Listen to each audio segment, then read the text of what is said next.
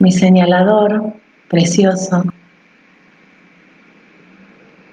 de mis mereyes. Miren qué lindo. Con mis libélulas. Ah, no mis abejas, estas son abejas. Bueno, largamos. Capítulo 47. En latín, tace significa vela. Yo sabía que tendrían que hablar sobre Percy, pero había conseguido evitar a Hal dejándole su casaca y el gorjal a la sirvienta de Prevost para bajar al puerto mientras su hermano seguía hablando con el viejo cabeza de bala. Una vez allí, había alquilado un barquito para ir a pescar al pantano.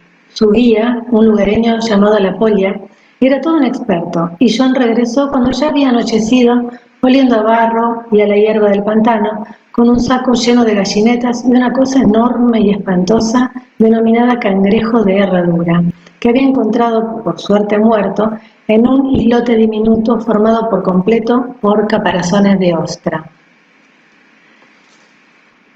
Se había comido algunos de sus pescados asados en un fuego que habían encendido en una playa y le habían parecido absolutamente deliciosos. Después, y un poco ebrio, se había colado en el dormitorio de Hall a medianoche y había dejado el cangrejo muerto en la mesita de noche junto a su hermano dormido a modo de comentario simbólico acerca de la situación. Qué feo, ¿no? Sin embargo, entre unas cosas y otras no se encontró con un Hall consciente hasta la tarde siguiente, después de una espantosa merienda en casa de una tal señora Tina Anderson, quien, a pesar de ser una preciosa mujer alta y rubia, dotada de un gran encanto, también poseía una horda de amigas parlanchinas que se habían cernido sobre él en más para colgarse con afecto de su brazo o tocarle con coquetería la trenza dorada, mientras expresaban lo agradecidas que estaban por contar con la presencia del ejército y la admiración que sentían por los valerosos soldados que les estaban salvando, en apariencia, de una oleada de hurtos. Ha sido como ser picoteado hasta la muerte por una bandada de loritos, le había dicho Hall. No dejaban de cotorrear y soltar plumas por todas partes. Olvídate de los loros, dijo Hall. Él también había salido, aunque una fiesta más formal y sin duda menos ruidosa, en casa de una tal señora Roma Sars, donde había estado conversando con algunos de los políticos que habían asistido al almuerzo de Prevost. Tenía la esperanza de poder hablar con Monsieur Soissons y averiguar cómo es posible que el maldito Percy siga en el mundo de los vivos, pero no estaba. Por lo menos hasta la última vez que tuve noticias suyas antes de Monmouth. No sé cómo escapó, pero ya que lo hizo, ¿por qué no ha tenido la decencia de permanecer muerto? John se quitó el alzacuello de piel y a continuación cerró los ojos, suspirando aliviado. Pues claro que sí, contestó Hall. Él también se había quitado el alzacuello y la oscura marca roja que tenía en el cuello indicaba que había estado reprimiendo palabras de una clase u otra toda la noche. ¿Tú no? John negó con la cabeza. ¿Qué importancia tenía ahora a fin de cuentas? Tampoco pensaba explicar cómo había conseguido Percy evitar que lo ahorcaran tras ser acusado de sodomía. No quería que su hermano Hall tuviera una apoplejía todavía. Lo vi en el campamento americano, en un lugar llamado Coryell's Ferry, justo antes de Monmouth. Ya te lo dije. Eso de que los americanos te arrestaron, escapaste y apareciste después de la batalla en el campamento con un homicida indio Mohawk que afirmaba que era sobrino de James Fraser. Más o menos, respondió Hall reprimiendo una sonrisa, aunque imagino que omitiste algunos detalles. En ningún momento mencionaste a Percy. John parpadeó evitando el comentario de su hermano y ladeó la cabeza en dirección a la puerta. Se acercaban unos pasos rápidos por el pasillo. Sin duda se trataría del ayudante de cámara de Hall, que acudiría a ayudar a su hermano a liberarse del yugo de su uniforme. Sin embargo, y para su sorpresa, los pasos pertenecían a William, que apareció un poco desaseado pero evidentemente sobrio. «Tengo que encontrar a Banastre Tarleton», afirmó sin embagues. «¿Dónde creéis que debe estar?» «¿Y se puede saber para qué lo buscas?», preguntó Hall sentándose en una silla de madera. «Y si quieres ayuda, empieza dando ejemplo. Ayúdame a quitarme estas malditas botas. Son de John y me están matando». «No es culpa mía que tengas juanetes», comentó John, «aunque estarás de acuerdo en que es completamente adecuado para un comandante de infantería. Nadie puede acusarte de no hacer bien tu trabajo». Hal lo miró mal y a continuación apoyó las manos en la cabeza de William mientras éste trataba de quitarle la bota. ¿Sabes dónde está Tarleton?, le preguntó a John, pero él negó con la cabeza. Yo tampoco, reconoció Hal, hablándole al remolino que William tenía en la cabeza y que giraba sobre sí mismo en dirección a las agujas del reloj para, por último, asomar hacia arriba, al igual que el del padre, pensó John. El secretario de Clinton lo sabrá, aseguró Gray, y carraspeó. Se llama Ronson, capitán Geoffrey Ronson. Estupendo. William consiguió quitarle la bota y estuvo a punto de caerse del baúl de campaña en el que se había sentado. Soltó la bota llena de barro en la alfombra y se examinó el pecho para asegurarse de que sus escarabajos no habían sufrido ningún daño. ¿Dónde diantres se esconde Sir Henry en estos días? De momento en Nueva York, contestó Hall, estirando la otra pierna, y apostaría bastante dinero a que Tarleton está con él. La caballería de Tarleton era el juguetito de Clinton en Monmouth, y dudo mucho de que ya se haya cansado de ellos. William rugió cuando consiguió quitarle a su tío la segunda bota para después dejarla junto a su compañera en la alfombra. Entonces, ¿le envió una carta a Tarleton directamente a través de Sir Henry? John y Hall se miraron. Yo lo haría así, repuso Hall encogiéndose de hombros, pero no escribas nada en esa carta que no quieras que sepa el mundo entero. Algunos secretarios son discretos, aunque muchos no lo son. Y hablando de discreción, terció John mirando a su hijo, ¿sería indiscreto por nuestra parte que preguntásemos ¿para qué quieres encontrar a Bannister Tarleton? William negó con la cabeza y justo después se mesó el remolino del pelo. Daniel Randall me dijo en el almuerzo de ayer que fue Van Tarleton quien recibió la carta del campamento Middlebrook en la que notificaban la muerte de Ben. Está claro que se la dio a Ezekiel Richardson y luego hizo un gesto en espiral para indicar cómo había llegado la carta a manos de Hall y quiero saber cómo es que la recibió Tarleton y por qué. Muy razonable, convino Hall, pero no creo que vaya a ser tan sencillo. Unió las cejas y miró fijamente a William. Lo que voy a decirte a continuación no puede salir de aquí, William. No se lo puedes decir a tu amigo indio ni a tu amante si es que la tienes. Y no quiero saberlo, ni a nadie. William se contuvo para no poner los ojos en blanco, pero no lo consiguió del todo. John agachó la mirada para ocultar una sonrisa. En latín, pace significa vela, le aseguró William, y se tapó la boca con la mano. Mis labios están sellados. Hall resopló, pero asintió. Muy bien. Sir Henry está harto de hacer fintas a los americanos alrededor de Nueva York y Virginia. Quiere atacar en serio y tiene los ojos puestos en Charleston. Si no ha salido ya de Nueva York para ir a arrebatárselo a los americanos, lo hará en los próximos meses. ¿Quién te lo ha dicho?, le preguntó John sorprendido. 3 hombres distintos durante el almuerzo y todos me suplicaron que guardara silencio. Ya entiendo por qué me comentas lo de la discreción, tío, dijo William divertido. Yo soy el coronel del 46º Regimiento de Infantería de Su Majestad, respondió Hall con frialdad, y tú eres... Se quedó sin palabras mientras observaba a William, que en ese momento no llevaba sombrero y lucía un elegante, aunque un tanto arrugado, traje civil, pero seguía adoptando la postura firme propia de un soldado. Dudo de que vaya a perderlo jamás, pensó John, su padre no lo ha perdido. No eres un oficial de servicio en este momento, concluyó Hall, eligiendo tener tacto por una vez. William asintió. Y eso es muy afortunado, ¿no crees?, dijo. Como no eres mi superior, no puedes prohibirme que vaya a buscar a Tarleton si así lo deseo. Capítulo 48, un rostro en el agua. Hola, Sabi. Hola, Moni. Hola, Vicky. Sí, Moni, tranqui. Capítulo 48, un rostro en el agua. Fanny y Cyrus sentados en un árbol besándose, canturrió Roger entrando en la consulta. Yo me reí, pero miré por encima del hombro sintiéndome un poco culpable. Más vale que eso no sea cierto. Jamie está merodeando por ahí como un lobo en busca de algo que devorar. Cyrus era un muchacho alto y muy delgado, hijo de una de las familias de pescadores del cerro, pero no sabía de cuál. Se había sentado junto a Fanny en la iglesia un domingo y desde entonces no había dejado de aparecer de vez en cuando a su lado como un fantasma alto y vergonzoso. Jamás lo había oído hablar y me preguntaba si sabría inglés. El gaélico de Fanny se limitaba a algunas frases comunes como "pásame un panecillo por favor" y el Padre Nuestro, pero suponía que a esa edad los jóvenes se mostraban tímidos entre sí.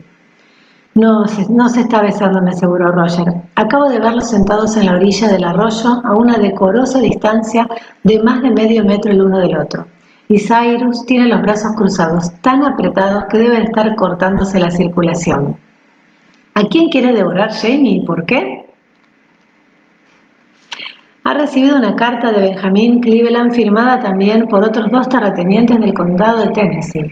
No dejan de fastidiar a Jamie para que comprometa a su milicia y se una a ellos para arrancar de raíz la vil raíz de la tiranía, cosa que imagino que significará que recorra las casas de los vecinos y, si son lealistas, los saque a patadas, les arrebate sus bienes, queme sus casas, los ahorque o haga otras barbaridades para asustarlos. A Roger se le borró la sonrisa. La redacción del señor Cleveland deja mucho que desear, comentó. Me refiero a eso de arrancar de raíz la vil raíz. Pero como mínimo ha dejado claro su punto de vista. Jamie también, contesté, y seguí machacando raíces en mi mortero con más fuerza de la necesaria, lo que significa que no piensa hacer tal cosa, pero que no puede mandarlos al infierno sin pasar por la casilla de salida. Si lo hiciera, lo único que les impediría añadir el cerro a su lista de visitas sería la distancia. ¿Qué distancia hay desde aquí hasta el condado de Tennessee?, preguntó Roger algo intranquilo. Tiene que haber un buen trecho, ¿no es cierto? Dejé de machacar mis raíces el tiempo suficiente para encogerme de hombros y limpiarme el sudor de la frente. Unos 3 o 4 días a caballo, con buen tiempo, añadí mirando por la ventana desde donde vi que el sol brillaba sobre el pasto en flor. Y supongo que también hay que pensar en el capitán Cunningham y sus amigos lealistas, ¿no? Oh Dios, dije, sí. Ese es como el gusano de nuestra manzana, ¿no? Por otra parte, añadí con buen juicio, probablemente él sea la mejor excusa que tiene Jamie para no unirse a nuestro amigo Benjamin y su sed de sangre. La idea de que Jamie debe quedarse aquí para controlar a los lealistas que tiene en casa. Algo que, ahora que lo pienso, tal vez sea verdad. Supongo que sí. ¿Qué es eso?, preguntó haciendo un gesto con la cabeza en dirección al mortero en busca de una distracción. Equinacia, repuse. Es un poco pronto, pero la necesito. Hay que recogerlas en otoño porque es cuando la planta empieza a almacenar su energía en las raíces. No necesita las flores y las hojas. ¿Eres consciente?, añadí haciendo una pausa para coger aire, de que al margen de la distancia, lo único que impide que los matones de Nicodemus Parlan vengan a arrasar el cerro sois Jamie y tú? Roger no parecía sorprendido de escuchar aquello, pero seguía viéndolo incómodo. Sí, contestó muy despacio. Se nota en la logia. Sabes que allí no es apropiado hablar de política o de religión, ecuanimidad, fraternidad, etc. Eso he oído. Yo había reducido el ritmo del mortero y le lancé una mirada cargada de ironía, aunque siempre había supuesto que era una costumbre que solía ignorarse. Sabiendo cómo es la gente. Me refería a los hombres, y Roger se dio cuenta y me devolvió la sonrisa irónica. Hizo un gesto con la mano, meciéndola de un lado a otro. Los miembros de la logia suelen ceñirse a las normas, pero lo que ocurre en la práctica es que muchos hombres dejan de venir si tienen diferencias sustanciales. Dejé de machacar mis hierbas y lo miré. Por eso Jamie siempre acude los martes. ¿Ha reivindicado la logia como su territorio? Sí y no. Jamie es modesto al respecto, pero él es el maestro excelentísimo y, sinceramente, cualquier lugar en el que esté suele convertirse en su territorio. Eso me hizo reír y cogí la botella de cerveza que tenía en el mostrador, tomé un sorbo y se la ofrecí a Roger. ¿Pero? Pregunté. Él asintió y aceptó la botella. Pero él siempre anima a acudir a todo el mundo y mantiene la paz en la logia, donde puede hacerlo sin hablar expresamente sobre política. Aunque, como tú dices, no siempre. Los hombres hablan y a pesar de que no lo estén hablando de... A pesar de que no lo estén hablando... Ahí está mal. A pesar de que no estén hablando de política, es fácil saber quién es quién. Y con el tiempo la mayoría de los lealistas comprometidos con su causa dejan de acudir.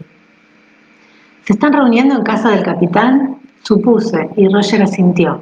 Eso me alarmó. ¿Cuántos? Unos 20. La mayor parte de los hombres del cerro están de nuestra parte, aunque la mayoría preferiría mantenerse al margen y que nadie los molestara con esas cosas. No puedo culparlos, opiné secamente. Se oyó un grito agudo a través de la ventana y me volví con rapidez, pero me relajé enseguida. Mandy y Ori Higgins han ido a buscar sanguijuelas para mí, con Fanny, le expliqué haciendo un gesto en dirección a la ventana. Y no dejan de ponérselas encima los unos a los otros. Y ahora que hablamos de todo eso, me retiré un poco y le eché un vistazo. ¿Querías ver a Jamie o has venido buscando consejo médico? Roger sonrió al recordar su propósito. Lo último, pero no es para mí. He ido a ver a los Chisholm y cuando ya me marchaba me he entretenido hablando con la vieja Manu. Estaba sentada en un banco a la fresca fumando en su pipa y me he sentado con ella a charlar un rato. Ha debido de ser divertido. Bueno, hasta cierto punto. Pero entonces me ha dicho que cada vez que va al lavabo se le descuelga el útero y se le sale. Y me ha pedido que te pregunte si se puede hacer algo. Roger se sonrojó un poco y yo reprimí una carcajada. Deja que lo piense. Mañana iré a hablar con ella. Entre tanto, ¿podrías ir a buscar a Mandy y a Ori al arroyo y tratar de averiguar si Cyrus se va a quedar a cenar? Permiso. Hola Lili, hola Vivi, hola Guille.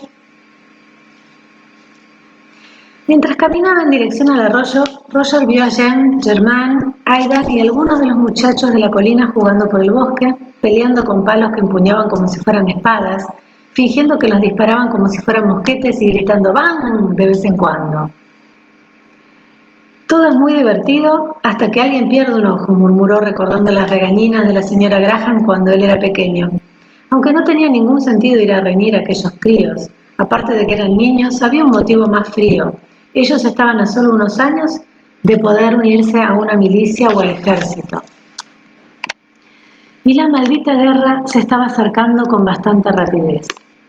Pero eso será en 1781, se recordó cruzando los dedos. La batalla de Yorktown tuvo lugar en octubre de ese año. 2 malditos años, pero solo 2 malditos años. ¿Conseguirían aguantar hasta entonces? Cuando vio a Mandy y a Ori en el arroyo, completamente empapados, cubiertos de barro y algas, parloteando encantados como un par de pajarillos, se relajó un poco y lo mismo le ocurrió cuando vio a Fanny y a Cyrus, que ahora estaban un poco más pegados. Cyrus, que le sacaba más de 20 centímetros a la muchacha, se estaba esforzando todo lo posible para acercarse a ver lo que ella le estaba enseñando sin tocarla por accidente. Roger carraspeó, pues no quería sorprenderlos, y Cyrus se incorporó con bastante celeridad. No ocurre nada, Yarai, y le dijo Fanny pronunciando a Yarai con mucho cuidado pero sin acierto. Igual que yo, seguramente. Roger sonrió y vio como Cyrus lo hacía también, aunque trató de ocultarlo. Solo es Roger Mack.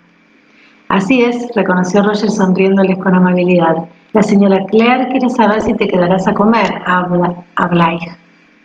A Cyrus se le habían puesto las orejas rojas al advertir que lo descubrían tan cerca de Fanny, y en consecuencia había olvidado todo el inglés que sabía, pero contestó en gaélico que le agradecía mucho la invitación a la señora, pues nada le gustaría más, pero que su hermano Hiram le había dicho que volviera a casa antes del anochecer y que tenía un largo camino hasta casa.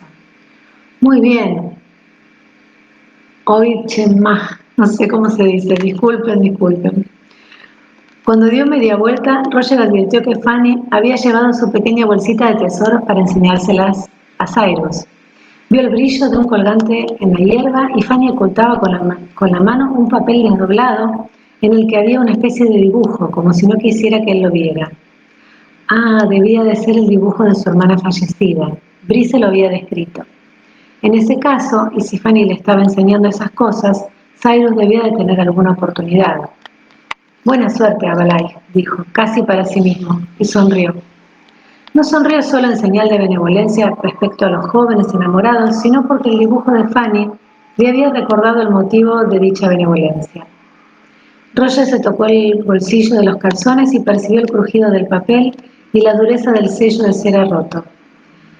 No era que no se lo creyera, a fin de cuentas ya se lo esperaba, o algo parecido. Sin embargo, hay una diferencia entre pensar que entiendes algo y tener dicha realidad en tu mano y darte cuenta de que no la entiendes. Pero comprender también que lo que todavía no entiendes podría ser lo más importante que fueras a hacer en la vida. Oyó un pequeño grito que hizo que volviera la cabeza con los instintos paternos alerta, pero la ruidosa queja de Mandy se apagó casi enseguida, pues la niña empujó a Borri y el niño se cayó de culo al agua. Bueno, quizás sea lo segundo más importante, pensó sonriendo un poco.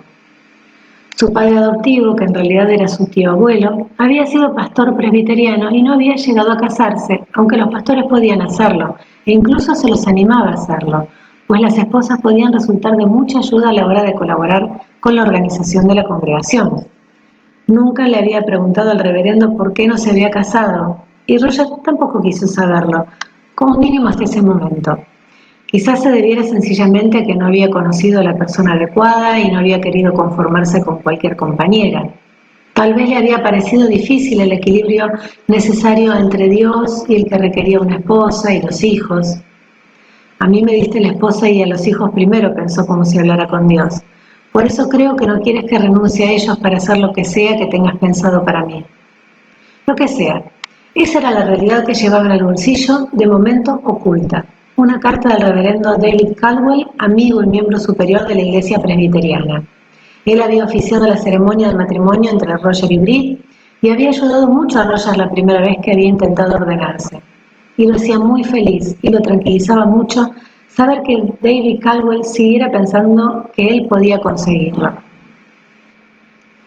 Se ha asignado un presbiterio para celebrar una asamblea general en Charleston en mayo del año que viene.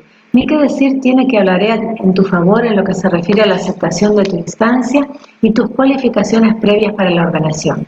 Sin embargo, te convendría establecer algún contacto previo con varios de los veteranos que vayan a formar parte del presbiterio antes de que los conozcas formalmente en Charleston, pues cualquier hombre debe emplear los 2 botones y el cinturón para sujetarse los calzones. Las palabras del reverendo Caldwell todavía lo hacían sonreír, pero por debajo del humor y la sensación de gratitud a David Caldwell subyacía la sensación de... No sabía cómo llamar ese extraño aleteo que sentía en el pecho, ese vacío en la tripa que no era del todo desagradable, como una expectativa, pero peor, como si estuviera al borde de un precipicio, a punto de saltar sin saber si al hacerlo volaría o se desplomarían las rocas a sus pies. Y no se engañaba sobre esas rocas, pero sí que soñaba con volar. Y mientras que con mi mente elevada y en silencio he andado, por la inviolable santidad del espacio, he extendido la mano y he tocado la cara de Dios. Roger recordaba que el reverendo tuvo una copia amarillenta de ese poema sujeta al enorme corcho de su despacho y por primera vez se le ocurrió pensar que quizás lo había conservado en recuerdo del padre de Roger, que había muerto, como el poeta, piloteando un Spitfire en la guerra, o eso había creído. Volvió a palparse el bolsillo mientras rezaba una oración por el alma de su padre, donde quiera que estuviera, y otra por el reverendo Caldwell y su bondad.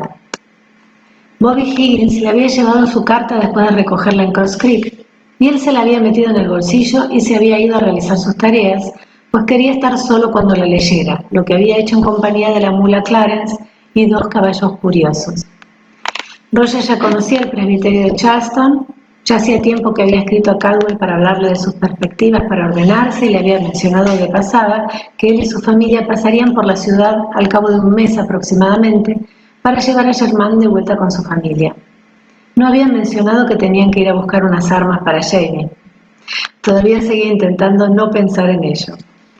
Se planteó acercarse al templo para sentarse allí a reflexionar sobre la otra perspectiva que tenía ante él, pero le seguía pareciendo un sitio demasiado público y en lugar de ir allí, cruzó el arroyo por las piedras y ascendió por la colina que se erigía por detrás de la casa con la intención de llegar hasta el manantial verde. Pero de camino pasó por el huerto de Claire, abrió la verja por impulso y al no encontrar a nadie allí, entró. No solía ir al huerto y le sorprendió el olor otoñal que lo envolvió, tan distinto de la intensa fragancia del bosque. El aire olía a la tierra revuelta y a estiércol, y también percibió el aroma amargo de los nabos, las coles y las cebollas, todo ello mezclado con el olor de las últimas flores, más intenso que los dulces y embriagadores aromas del verano, con ligeros toques a resina y anís. Claire había plantado girasoles y crecía una espesa mata de ellos contra la empalizada y a sus pies equinacia. Esas plantas las reconocía ya que asomaban por el medio. y varas de San José, además de un gran número de flores que no conocía pero que le gustaban. Había unas de color púrpura muy hermosas que creía que eran cosmos, rodeadas de mariposas blancas y amarillas, y otras de color rojo y blanco. Tendría que preguntarle a Claire. Son para las abejas, había explicado ella al hablar del tema durante la cena. Las abejas estaban disfrutando entre las flores. Roger podía oír su zumbido como la vibración de una cuerda suelta. «Hola», les dijo de pronto en voz baja. «He recibido una carta de David Caldwell. Me parece que la cosa está en marcha. Creo y espero ordenarme pronto.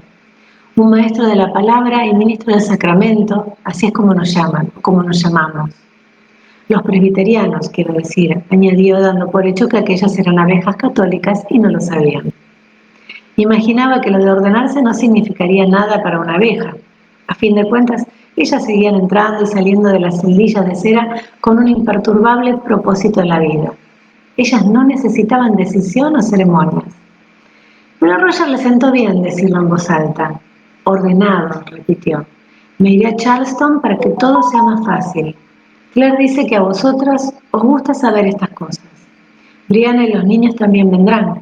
Les gustará ver el océano y pasear descalzos por la playa, siempre que no haya muchos buques de guerra flotando en el agua. Y después iremos a Savannah. Brianna va a hacerle un retrato a alguien». Oyó el ruido de los niños gritando y riendo en el arroyo, tan tranquilizador como el zumbido de las abejas. Y Roger tuvo la sensación de que podría haberse quedado allí plantado para siempre, presa de aquella apacible felicidad. Entonces oyó un repentino grito mucho más fuerte y se olvidó de la paz automáticamente. Se puso en pie, buscando la dirección de la que procedía el grito, y volvió a oírlo, y salió disparado del huerto como si el sonido hubiera sido una horca que se le clavara en la espalda. Lo vio en cuanto cruzó los árboles que crecían en la orilla del arroyo.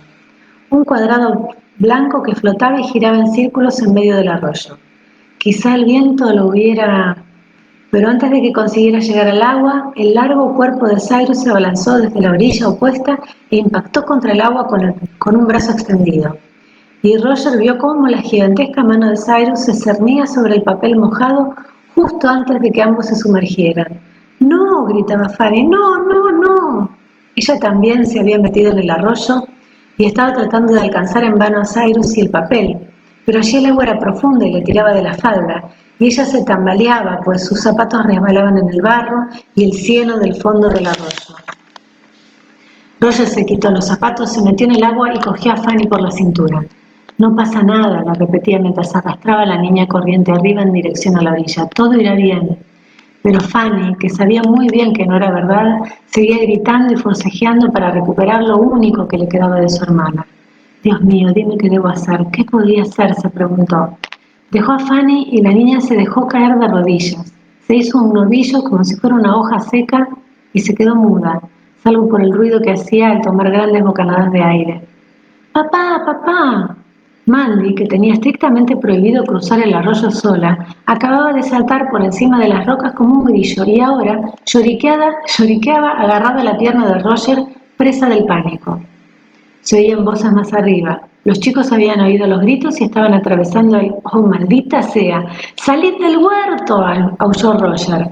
El ruido de los pies chafando nabos cesó de inmediato y él olvidó los daños potenciales durante un instante, ya que necesitaba concentrarse en desenganchar a Mandy de su pierna empapada mientras trataba de decirle algo tranquilizador a Fanny.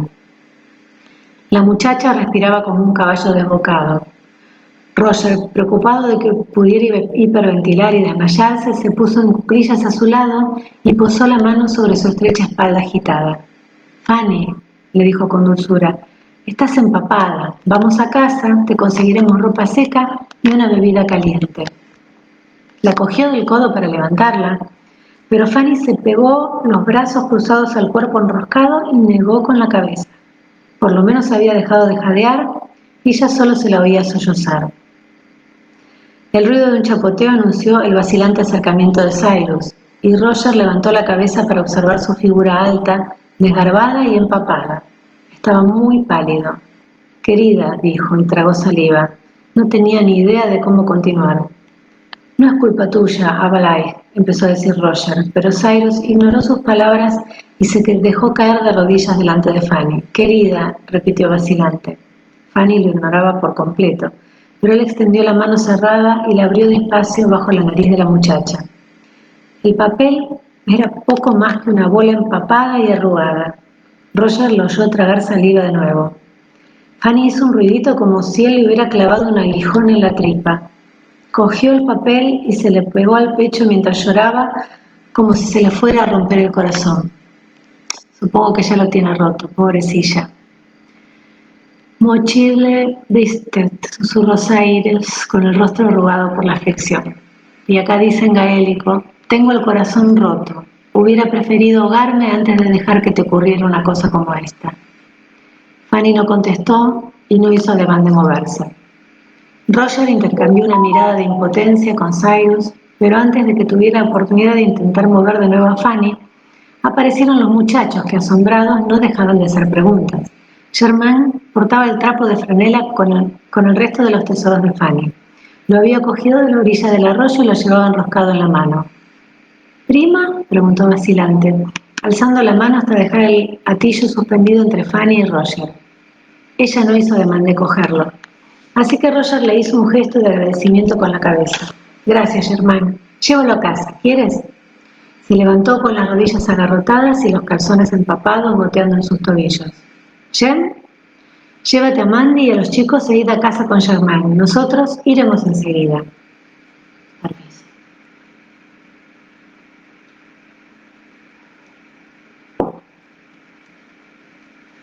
Todos los muchachos asintieron con los ojos abiertos como platos de la preocupación y se marcharon con Mandy, volviéndose y murmurando entre ellos.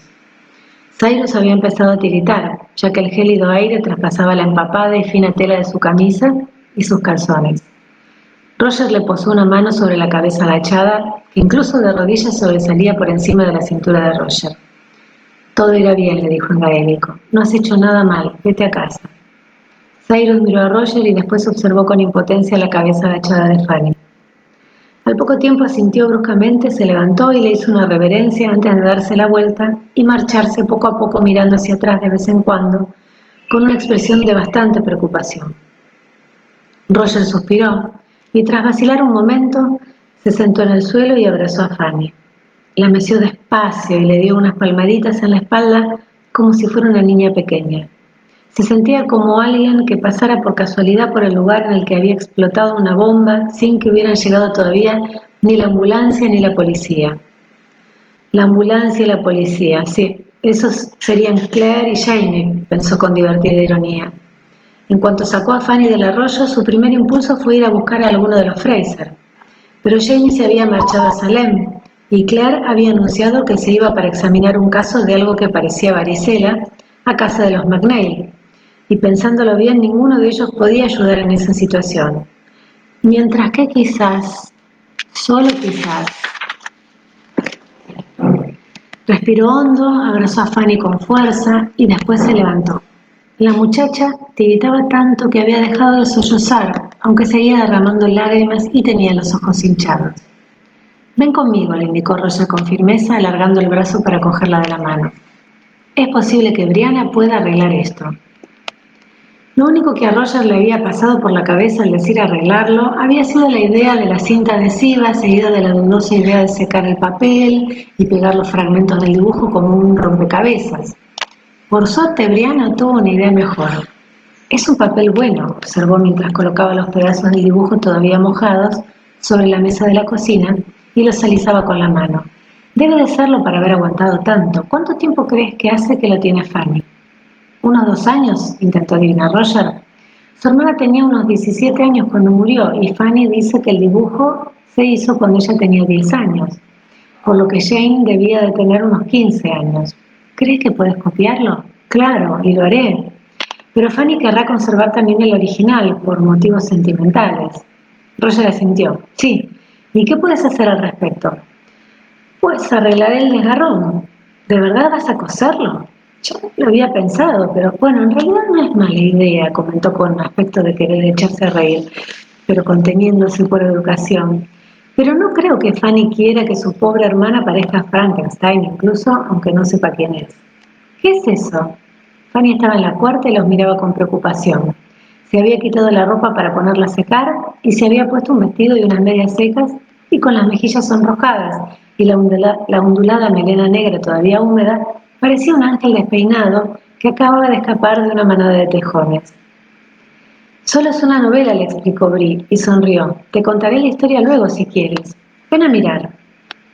Fanny se acercó a la mesa con la cabeza un poco vuelta, pues en realidad no quería mirar el destrozado dibujo. Entonces vio el marco de papel que Bri había llevado de la despensa, una estructura de madera rectangular que contenía una finísima capa de muselina de la que habían sacado algunos hilos para formar una cuadrícula asida a los laterales del marco. Y la curiosidad la empujó a superar sus reticencias. Es un corte limpio, hemos tenido suerte. Briana tocó con delicadeza el extremo de uno de los lados. ¿Ves que está deshilachado por el borde? El papel está hecho de fibras, y si dejaras una hoja de papel en remojo durante mucho tiempo, ¿sabes qué conseguirías? ¿Un puñado de fibras empapadas?, preguntó Roger. Más o menos. Así que había llevado una caja con sus herramientas para hacer papel y sacó de dentro una gran bolsa de tela llena de...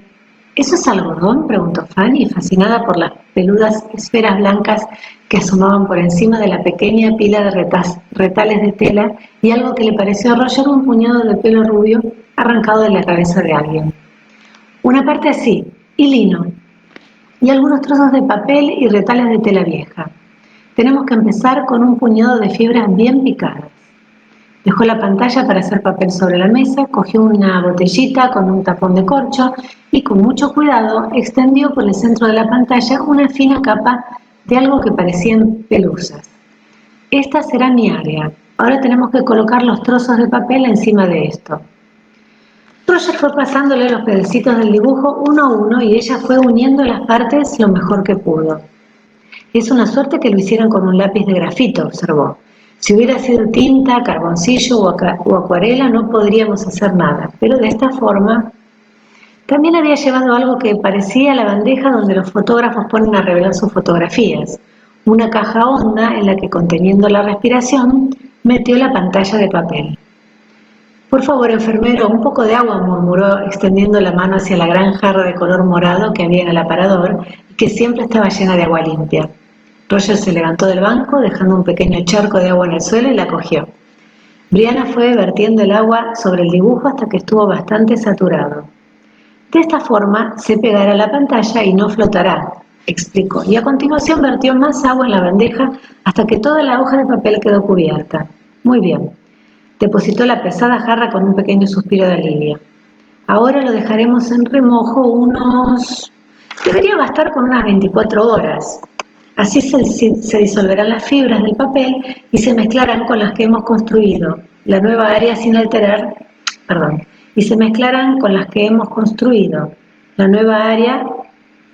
las líneas del dibujo. Roger vio que Bri cruzaba los dedos a su espalda mientras sonreía a la muchacha. Después lo prensaremos, lo secaremos y básicamente conseguiremos una hoja de papel nueva, pero con tu dibujo tal como está.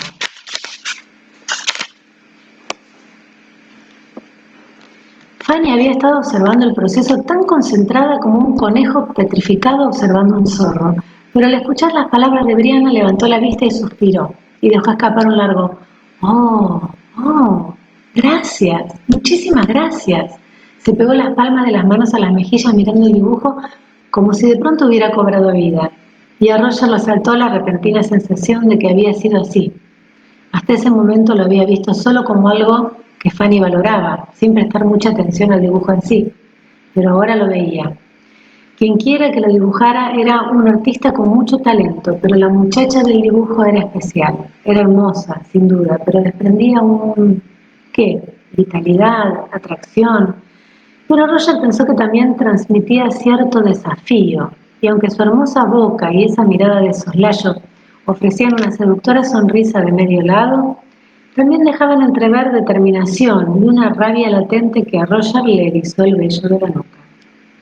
Recordó que aquella chica había matado a un hombre con sus propias manos y con premeditación para salvar a su hermana pequeña de un destino que ella conocía muy bien. Por un momento se preguntó si el hombre que la había dibujado esa noche en el burdel Se habría acostado después con ella, sabiendo lo que estaba comprando y quizás disfrutando de ello. Enseguida reprimió las imágenes que conjuraron ese pensamiento, aunque le resultó imposible borrar el suyo propio. Fanny estaba de pie a su lado, observando todavía el último resto físico que quedaba de su hermana. Le rodeó los hombros con delicadeza y miró a esa muchacha, cuyo rostro brillaba en el agua, cuyo recuerdo había sobrevivido al desastre y a la desintegración, y le dijo mentalmente: no te preocupes, nosotros la protegeremos, pase lo que pase, te lo prometo. Hermoso.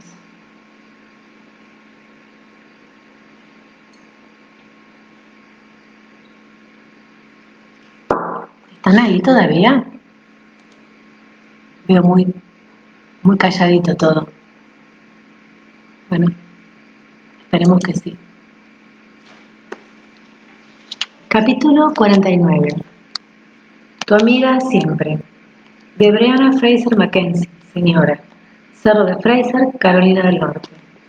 Para Lord John Grey, que recibe la correspondencia en casa de Harold, duque de Parlow, coronel del regimiento 46 de infantería en Savannah, Georgia.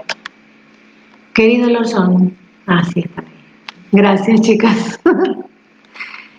He recibido tu amable invitación y el encargo para pintar el retrato de la señora Brumby y la acepto encantada. También agradezco que me ofrezcas un salvoconducto, pues mi marido y mis hijos me acompañarán. Mi marido tiene asuntos importantes que atender en Charleston, por lo que pasaremos primero por allí, aunque brevemente. Y después seguiremos hasta Savannah e iremos a tu casa, con ayuda de Dios y si el río no sube, como dice la gente por aquí. Me han explicado que en su origen el dicho estaba relacionado con una tribu de indios que eran bastante violentos. ¿Cómo culparlos? Pero teniendo en cuenta el clima de las montañas, creo que el agua es un impedimento mucho más probable para un viaje. Antes de finales de septiembre. Dicho esto, quizá lo mejor para acelerar las cosas sea que me mandes lo que necesitamos en concepto de salvoconducto a la atención del señor William Davis de Charlotte, Carolina del Norte. Pasaremos por Charlotte de camino a Charleston, que, como estoy convencida de que ya sabrás, está en poder de los americanos. El señor Davis es amigo de mi padre y nos guardará los documentos hasta que lleguemos. Estoy impaciente por volver a verte. Tu amiga siempre, Brianna. Gracias, chicas. Capítulo 50. Comida dominical en Salem. Roger se esforzaba por colocar un aro de hierro alrededor de un gran barril panzudo muy viejo que había sido reconstruido, sin duda tras haber estallado, no hacía mucho, a causa de la presión interna provocada por los pingüinos podridos, a juzgar por el ligero pero espantoso hedor que emanaba de la madera manchada. Hacía fresco, pero el sol estaba en lo alto del cielo y el sudor empezaba a concentrarse alrededor de los ojos de Roger, a quien cada vez le picaba más la cabeza. Ya casi era la hora de comer, pero no tenía hambre. Se estaba mareando de aguantar la respiración. No obstante, levantó la mirada esperanzado cuando oyó unos pasos que se aproximaban por el camino de la despensa del arroyo. Aunque no se trataba del brío de Fanny, acercándose con un sándwich o una botella de cerveza. Era su suegro, que llegaba con 2 vasijas grandes de piedra en los brazos. «Se te huele a kilómetros de distancia», comentó Jamie olfateando el aire al entrar. Dejó las vasijas de las que emanaba el olor a chucrut como si de un poderoso genio se tratara y observó el aro recalcitrante.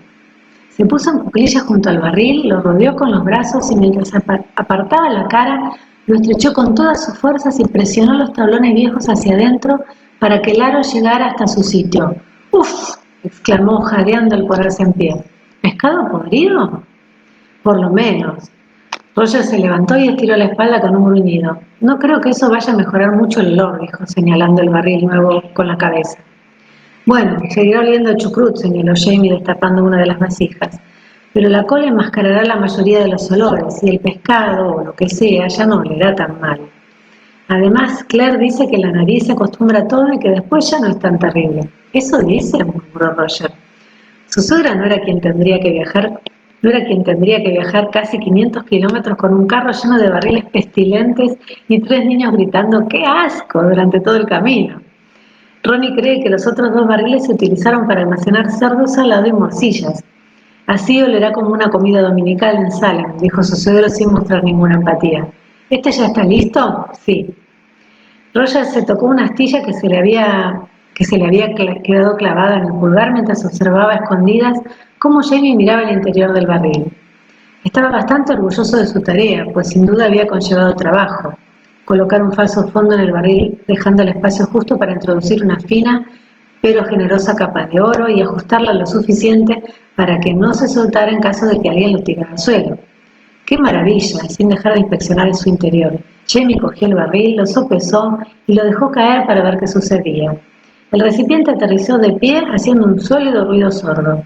Jamie miró en el interior, levantó la vista y sonrió. Es sólido como una nuez. Roger Mack. Sí, bueno, Brianna me ha ayudado, con el patrón me refiero, y Tom MacLeod le proporcionó la madera. Espero que no le dijera para qué la quería, adivinó Jamie, pero en realidad sin temer que pudiera haberlo hecho. Me dijo que le comentó que había pensado en hacerles una cuna a los Ogilvy. El joven Angus y su esposa estaban esperando su primer hijo, por lo que todo el mundo les estaba llevando ropa de bebé, paños de algodón que empleaban como pañales, muñequitos, biberones y muchísimos consejos tal vez no deseados. Jamie asintió con aprobación y sin más preámbulos procedió a verter una cascada de fragante chucrut verde en el interior del barril. Qué asquito, chicas. Tendrás que poder moverlo cuando estés de viaje, comentó respondiendo al pensamiento que Roger no verbalizó. Y es que sin duda creía que Jamie podría haber esperado a que el barril estuviera cargado en el carro antes de añadirle 30 kilos de peso de col fermentada. Es mejor probarlo estando a solas, por si acaso se suelta algo, ¿eh? Se oyó otro generoso salpicón y el chucrut osciló con suavidad unos 10 centímetros por debajo de la grieta de la madera que indicaba el lugar donde habría que encajar la tapa. Permanecieron allí observando la masa aromática y a los dos se les ocurrió lo mismo. Advirtió cómo Jamie se movía nervioso justo cuando él mismo pensaba que lo mejor era comprobar si el falso fondo del barril había cedido a la fuerza del diluvio. Jamie ya estaba alargando el brazo para coger un palo que después le ofreció a Roger. Roger sondeó las profundidades del barril, sonriendo un poco. Siempre le producía una sensación cálida cuando de pronto compartía un pensamiento mudo con alguien. Le ocurría de vez en cuando con Brie, y alguna vez lo había experimentado con Clara, pero era algo sorprendentemente frecuente con Jamie. Quizás se debiera a que habían trabajado muchas veces juntos y ya conocían la forma de funcionar del otro.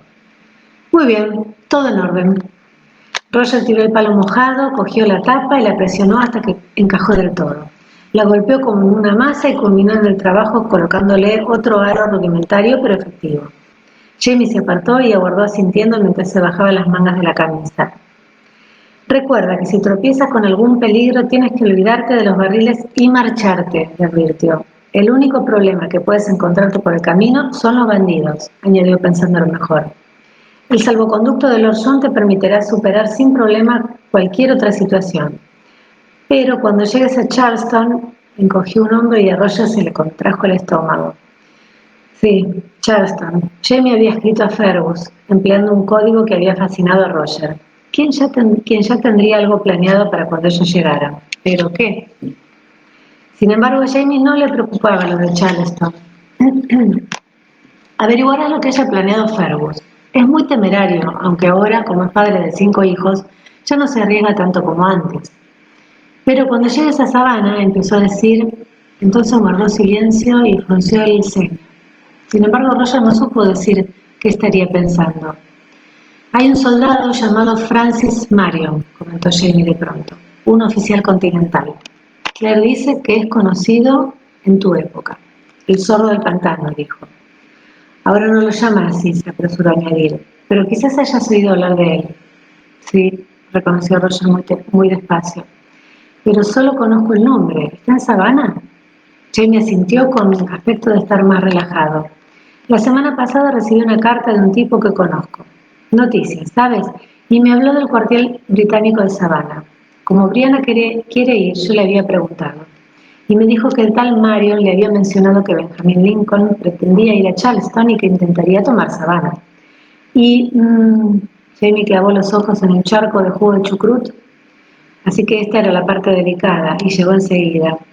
Randall decía en su libro que los americanos atacarán Savannah en octubre de este año, añadió mirando fijamente a Roger. Los americanos no ganarán, pero Marion estará allí. ¿Y quieres que yo hable con él? Le estaba empezando a secar el sudor y notaba el contacto frío del viento en la piel. Si fueras tan amable. Por lo visto Marion tiene mucha experiencia con las milicias. ¿Acaso tú no?, preguntó Roger. Jamie adoptó una expresión divertida, pero negó con la cabeza. Nunca he cedido al ejército continental una milicia que yo haya reunido y dirigido.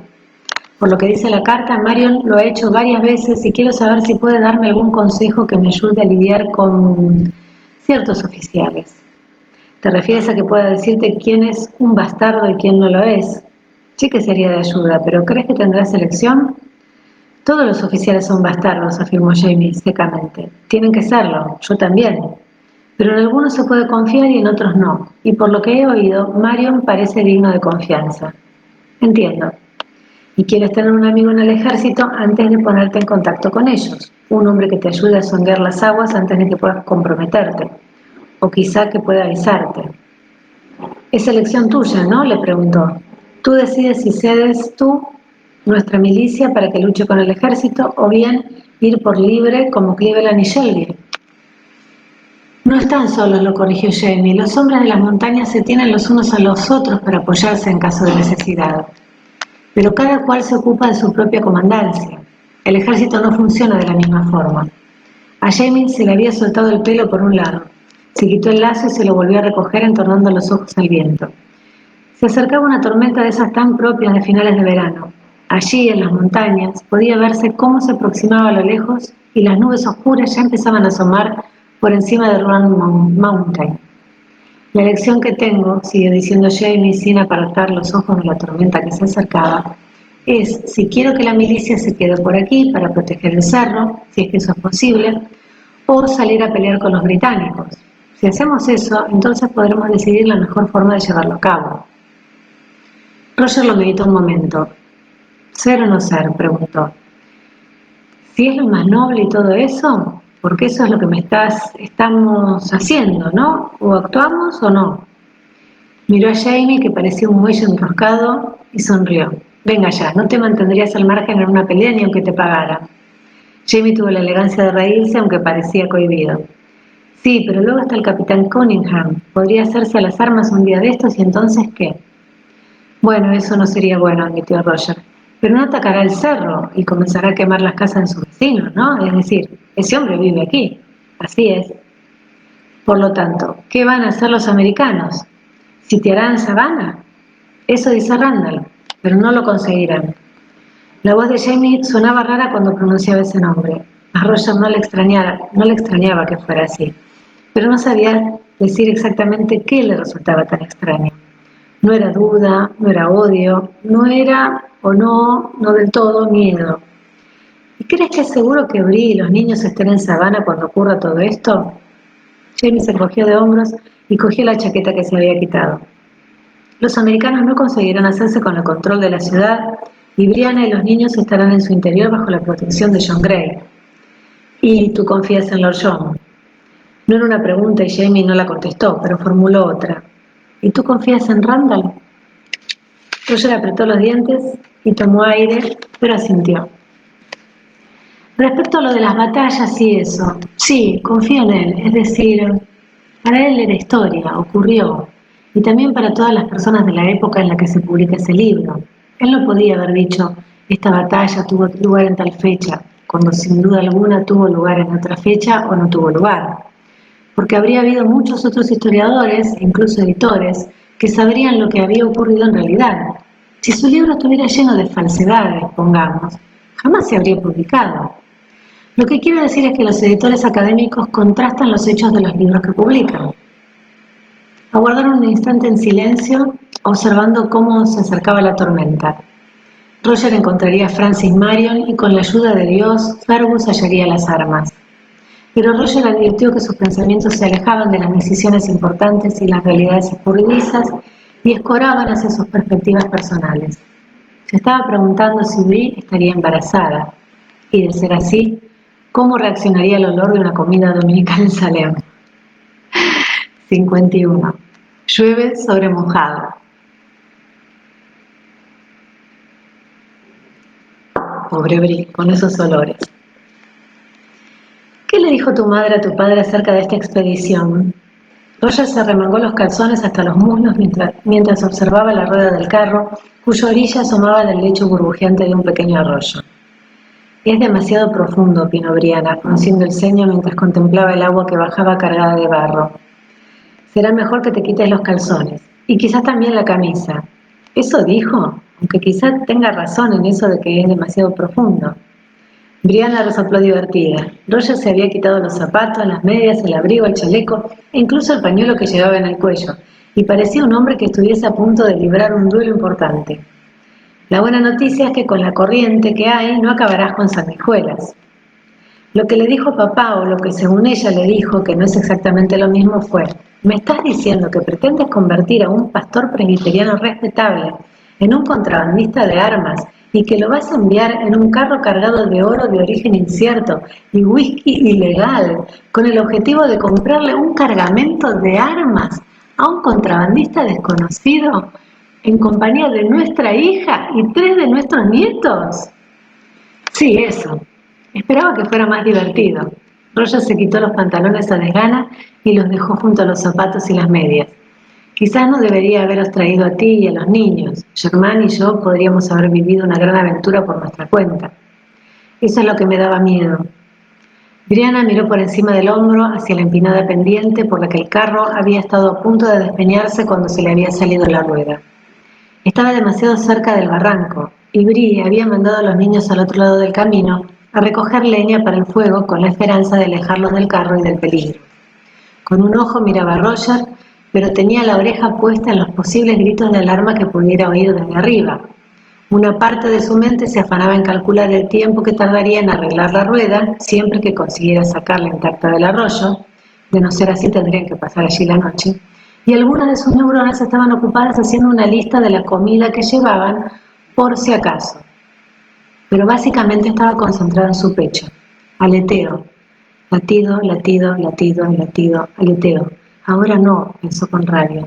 No tengo tiempo para esto. ¿Tiempo para qué? Roger la miró por encima del hombro con un pie en el cabal de agua y la camisa agitada coquetamente por la brisa, lo que proporcionó a Brianna una breve pero entretenida visión de su trasero. Para todo esto, afirmó, poniendo los ojos en blanco y haciendo señas hacia el carro medio derrumbado en el camino y las voces de los niños, hasta llegar a la pequeña caja de herramientas que tenía a los pies. Venga, te vas a congelar ahí parado. Claro, pero no me voy a congelar metido en esta agradable agua calentita. Se irguió y se adentró en el arroyo palpando con el pie el rocoso lecho a medida que iba avanzando con el agua por encima de las rodillas.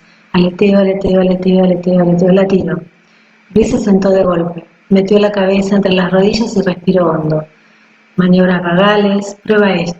¿Cómo se llamaba? Maniobra Valsalva, eso era. Respiró profundo y empujó el aire con los músculos abdominales con toda la fuerza que pudo, lo conservó contando hasta 10 y notó que su corazón reducía el ritmo y latía con más fuerza. Bien, latido, latido, latido, latido, latido. Roger había alcanzado la rueda y agarraba el borde agachándose para poder asirla bien. La postura de su marido le proporcionó mejores vistas y Bri se sentó mientras respiraba con suavidad, escuchando. Estoy cansada de escuchar. ¿Solo para allá quieres? De pronto la rueda se despegó del fondo rocoso del arroyo y Roger resbaló como en las piedras, cayó sobre una rodilla y gritó cuando el agua le salpicó el pecho. ¡Jesucristo! Oh no, Bri se reía, aunque intentaba no hacerlo y tras quitarse los zapatos y las medias, se levantó la falda y se metió en el agua para ayudarlo. El agua estaba fría, pero por suerte la rueda seguía intacta, y Roger consiguió darse la vuelta y acercársela para que ella pudiera cogerla con una mano y evitar que se la llevara el agua mientras él se levantaba y recuperaba el equilibrio. La rueda medía 1 metro de diámetro y era pesada y desmañada, pero el aro de hierro había evitado que se rompiera. «¡Milagro!», exclamó Bri levantando la voz por encima del sonido del agua. «¡No está rota!». Roger asintió, todavía sin aliento, y agarrando el aro con ambas manos, le cogió la rueda a Bri y regresó como pudo a la orilla. La soltó y se sentó con la respiración acelerada. Y Bri también. Aleteo, aleteo, aleteo, aleteo, aleteo, aleteo, aleteo. Jadeó, tratando de normalizar su respiración, y empezó a ver unos puntitos en las esquinas de los ojos. «Dios, Bri, ¿estás bien?». La estaba agarrando de la muñeca y ella giró la mano y le aferró el muslo. Aleteo, aleteo, aleteo, aleteo. Yo, oh, sí, estoy bien. Se obligó a respirar hondo y empujar el aire hacia abajo, y su corazón dejó de aletear una vez más, aunque los latidos seguían siendo entrecortados.